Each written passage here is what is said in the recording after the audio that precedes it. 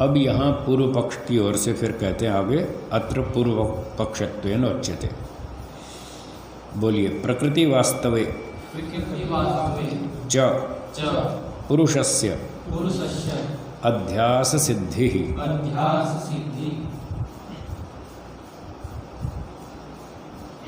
भाष्यम। विरक्तस्य मोक्षार्थम अविरक्तस्य भोगार्थम कर्तृत्वम प्रकृतेश्चेत्।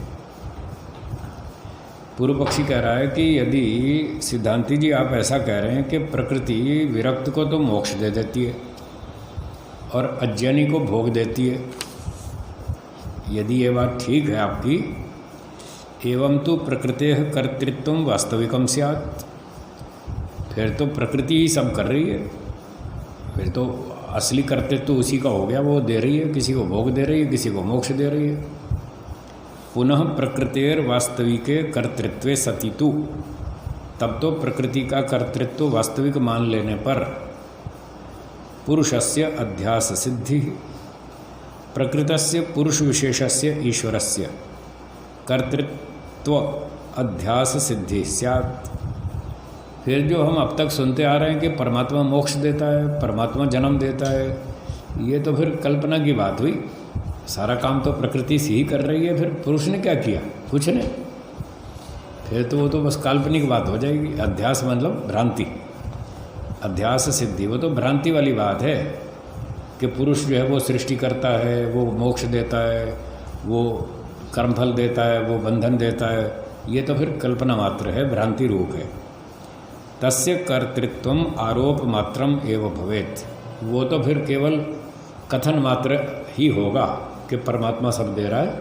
परमात्मा कहाँ दे रहा है? प्रकृति दे रही है। असलियत तो ये है। ठीक है ना? ऐसे बोलता है पूर्व पक्षी, अच्छी तरह घुमाता रहता है उसको सिद्धांति को। कभी शंका उठा देगा, कभी आरोप लगा देगा, कभी कुछ का कुछ बोल देगा, कभी झूठा आरोप भी लगा देगा। जैसे न्याय में कहा था, है सिद्धांति ने कहा ही नहीं और खामखा उस पर झूठा आरोप लगा रहे, देखो साहब ऐसा तो हो ही नहीं सकता। तो सिद्धांति ने कहा ऐसा हमने कब कहा था? हमने तो कहा ही नहीं, तुम खामखा झूठा आरोप लगाते हो, हमने तो कहा ही नहीं ऐसा। चलिए सूत्रार्थ। यदि पूर्व पक्षी बोल रहा है, यदि प्रकृति ही विरक्त को मोक्ष देती है,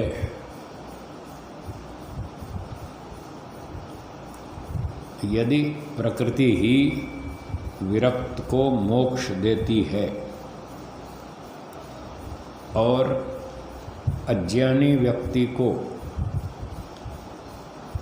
भोग देती है, अज्ञानी व्यक्ति को भोग देती है, तब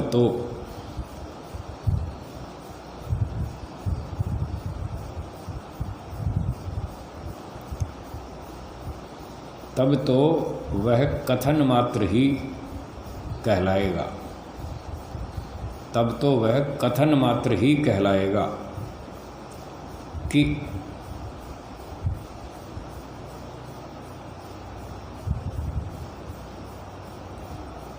परमात्मा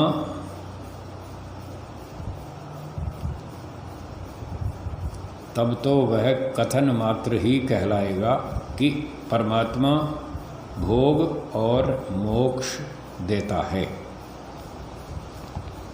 परमात्मा भोग और मोक्ष देता है।